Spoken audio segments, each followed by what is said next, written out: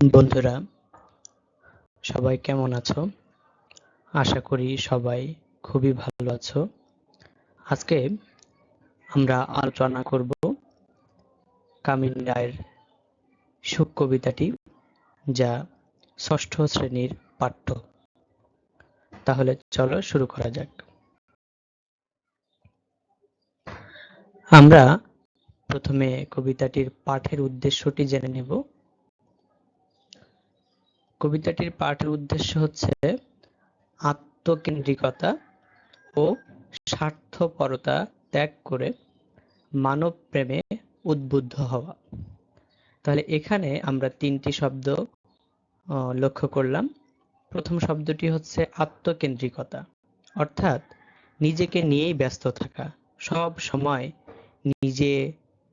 নিজের বা একেবারে নিজস্ব জিনিস নিয়ে চর্চা করা, অন্যজনের দিকে খেয়াল না করা, সমাজে বা পরিবারে অন্য মানুষের বিষয়ে নজর না রাখাই হচ্ছে আত্মকেন্দ্রিকতা। স্বার্থপরতা ঠিক একই রকমই একটি শব্দ, সবসময় নিজের স্বার্থ নিয়ে চিন্তায় থাকা, উদ্বিগ্নতায় প্রকাশ করা। এবং শেষ শব্দটি হচ্ছে মানব প্রেম। মানব শব্দটির অর্থ হচ্ছে মানুষ এবং প্রেম ভালোবাসা। তাহলে মানব প্রেম শব্দটির অর্থ হচ্ছে মানুষকে ভালোবাসা। তাহলে আমরা পাঠের উদ্দেশ্যটি বুঝতে পারলাম। এবার আমরা পাঠ পরিচিতি জেনে নেব।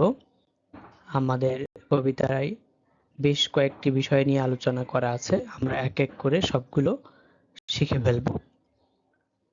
আমরা পাঠের উদ্দেশ্য থেকে প্রথমটি আমরা বুঝতে পারলাম যে আত্মকেন্দ্রিকতাকে আমাদের পরিহার করতে হবে এবং স্বার্থপরতা পরিহার। এখানেও সব সময় যে স্বীয় স্বার্থ দিকেই আমাদের নজর থাকবে, বিষয়টা এমন নয়। মানব প্রেম আমাদেরকে ধর্ম, বর্ণ, গোত্র, যত ধরনের আমাদের ব্যবধান আছে, মানুষের মধ্যে বিভাজন আছে, সব কিছু ভুলে গিয়ে আমাদের মানুষের প্রেমে উদ্বুদ্ধ হতে হবে, মানুষকে ভালোবাসতে হবে। পরোপকার শব্দটির অর্থ হচ্ছে অন্যের উপকার করা। আমাদের যতটুকু সামর্থ্য আমরা মানুষকে অন্যের উপকারে আত্মনিয়োগ করব। এবার হচ্ছে জীবন সংগ্রামে রত। আমাদের জীবনে অনেক দুঃখ বেদনা আসবে, তাহলেই আমরা এই দুঃখ নিয়ে যদি পড়ে থাকি, অর্থাৎ আমরা যদি জীবনের যত দুঃখকে কষ্টকে মোকাবেলা করতে না পারি, তাহলে আমরা প্রকৃত যে সুখ সেটি আমরা উপভোগ করতে পারবো না। এবং সবশেষ বৈশিষ্ট্যটি হচ্ছে সমাজের সাথে নিবিড়ভাবে যুক্ততা। আমরা সবাই জানি যে মানুষ সামাজিক জীব, সমাজ ছাড়া সে কখনোই একা বাস করতে পারবে না। সেজন্য আমাদেরকে অবশ্যই সমাজের সাথে নিবিড়ভাবে যুক্ত থাকতে হবে। সামাজিক অনুষ্ঠান বা অন্যান্য যেভাবে যুক্ত থাকা সম্ভব, আমরা চেষ্টা করব সব সময় যেন আমরা সমাজের সাথে একই স্রোতে চলতে পারি বা বয়ে যেতে পারি। বন্ধুরা, এবার আমরা কবিতা বিশ্লেষণে যাব। তোমরা কবিতাটি খুব মনোযোগ দিয়ে শুনবে। যদিও কবিতার ভাষাটা একটু কঠিন, তারপরেও কবিতার মূল বিষয়টি খুবই সহজ। আমরা পড়ায় চলে যাই। প্রথমে কবি বলেছেন নাই কিরে সুখ। নাই কিরে সুখ অর্থাৎ কবি এখানে প্রশ্ন করছেন যে সুখ কি নেই?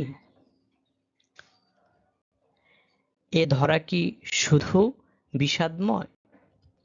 তাহলে কবি এখানে আরো একটি প্রশ্ন উত্থাপন করেছেন যে এ ধরা অর্থ হচ্ছে পৃথিবী, অর্থাৎ এ পৃথিবী কি শুধু বিষাদময়, অর্থাৎ সমস্ত পৃথিবী কি শুধু দুঃখে ভরা, দুঃখে আক্রান্ত? এটি হচ্ছে কবির প্রশ্ন। এরপরে কবি বলেছেন যাতনে দলিয়া কাঁদিয়া মরিতে কেবলই কি নর জনম লয়। এই লাইন দুটি একটু খেয়াল করবে। যাতনে শব্দটির অর্থ হচ্ছে যন্ত্রণায়।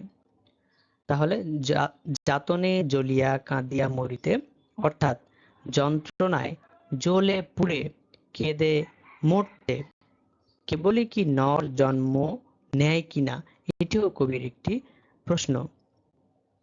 তাহলে আমরা এটি খেয়াল রাখবো যে নর শব্দটির অর্থ হচ্ছে মানুষ। এবার আমরা পরের অংশে চলে যাব। বলো ছিন্ন বিনে। এই কথাটিকে আমাদের খুব গুরুত্বের সাথে দেখতে হবে।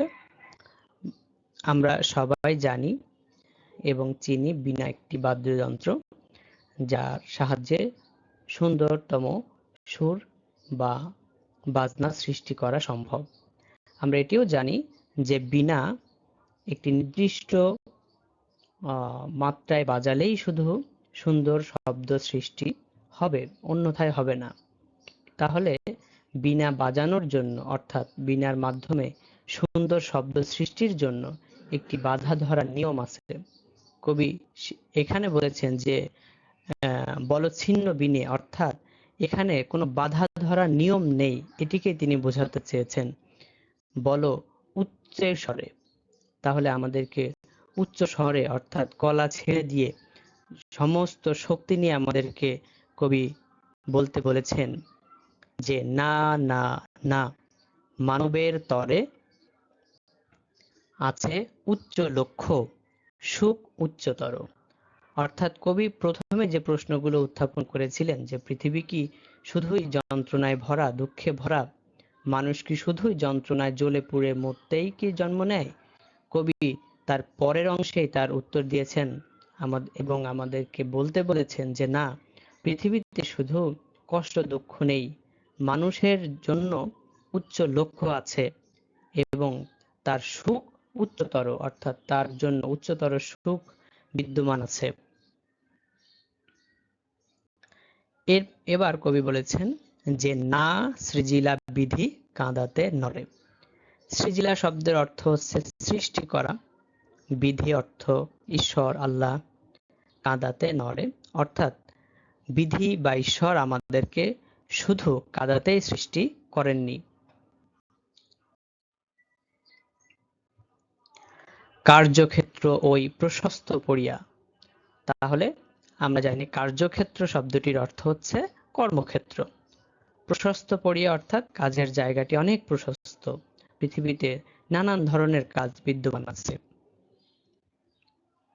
সমরঙ্গন সংসার এই লাইনটিও তোমরা খুবই গুরুত্বের সাথে দেখবে। সমরঙ্গন শব্দটির অর্থ হচ্ছে সমর অর্থ যুদ্ধ, অঙ্গন অর্থ ক্ষেত্র, অর্থাৎ যুদ্ধক্ষেত্র, সংসার। সংসার বলতে এখানে কবি পৃথিবীকে বুঝিয়েছেন। অর্থাৎ পৃথিবীতে বেঁচে থাকতে হলে আমাদেরকে যুদ্ধ করে বেঁচে থাকতে হবে। অর্থাৎ কবি পৃথিবীটাকেই একটা যুদ্ধক্ষেত্র হিসেবে বর্ণনা করেছেন। যাও বীর বেশে করো গিয়া রণ। তাহলে আমাদেরকে এই যে সমরঙ্গন সংসার অর্থাৎ এই যুদ্ধক্ষেত্র পৃথিবীতে আমাদেরকে কবি বীর বেশে যেতে বলেছেন এবং সেখানে গিয়ে যুদ্ধ করতে বলেছেন। অর্থাৎ আমাদের জীবনে যতই দুঃখ কষ্ট আসুক না কেন, আমাদেরকে বীর বেশে সেগুলোকে মোকাবেলা করতে হবে। কবি এই কথাটি বোঝাতে চেয়েছেন। যে জিনিবে সুখ লোভিবে সেই। জিনিবে শব্দটির অর্থ হচ্ছে জিতবে বা জয়ী হবে। সুখ লোভিবে সেই অর্থাৎ সেই সুখ লাভ করবে। তাহলে আমরা এখান থেকে বুঝতে পারলাম যেই এই সমস্ত দুঃখ কষ্টকে বীর বেশে পরাজিত করতে পারবে বা দুঃখ কষ্টের সাথে যুদ্ধে জয়ী হবে, সেই সুখ লাভ করবে। পরের কারণে স্বার্থ দিয়া বলি, পর অর্থাৎ অন্যের কারণে নিজের স্বার্থকে বলি দিতে হবে, অর্থাৎ বিসর্জন দিতে হবে। এ জীবন মন সকলই দাও। কবি এখানে আমাদেরকে বলেছেন, উপদেশ দিয়েছেন যে পরের জন্য জীবন মন যা যা তোমার আছে সবকিছু ঢেলে দাও। তার মতো সুখ কোথাও কি আছে? অর্থাৎ আমরা যদি মানুষের প্রয়োজনে আমরা যদি তাদেরকে উপকার করতে পারি, নিজের স্বার্থকে জলাঞ্জলি দিতে পারি, তার মতো সুখ আর কোথাও পাওয়া সম্ভব নয়। আপনার কথা ভুলিয়া যাও, অর্থাৎ নিজের কথা আমাদেরকে ভুলে যেতে হবে। পরের ভালোর জন্য, পরের উপকারের জন্য আমাদের ক্ষুদ্র স্বার্থকে বিসর্জন দিতে হবে, জলাঞ্জলি দিতে হবে। পরের কারণে মরণেও সুখ। এই যে আমাদের 1971 সালে যুদ্ধে যারা শহীদ হয়েছেন, আমাদের বীর মুক্তিযোদ্ধারা, তারা আমাদের জন্যই কিন্তু জীবন দিয়েছেন, নিজের জীবনের কোনো পরোয়া তারা করেননি। এই যে অন্যের জন্য মৃত্যুবরণ করাতেও যে সুখ, তা অন্য কোথাও পাওয়া সম্ভব নয়। সুখ সুখ করি কেঁদো না আর।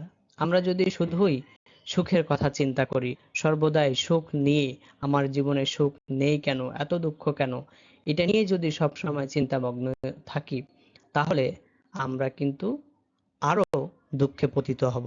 সেজন্য কবি এখানে সুখ সুখ বলে আমাদেরকে কাঁদতে নিষেধ করেছেন। যতই কাঁদিবে ততই ভাবিবে, ততই বাড়িবে হৃদয় ভার। অর্থাৎ এই আগের যে কথাটি বললাম, যে আমরা যদি সব সময় দুঃখের সুখের কথা চিন্তা করি, বা সুখ আমার জীবনে নেই কেন এই বিষয়ে চিন্তা করি, তাহলে সুখ তো আমরা পাবই না, উল্টো আমাদের হৃদয় ভার বেড়ে যাবে। অর্থাৎ আমাদের জীবনে আরো দুঃখ চেপে বসবে। আপনারে লয়ে বিব্রত রহিতে, অর্থাৎ নিজেকে নিয়ে ব্যস্ত থাকতে, বিব্রত থাকতে,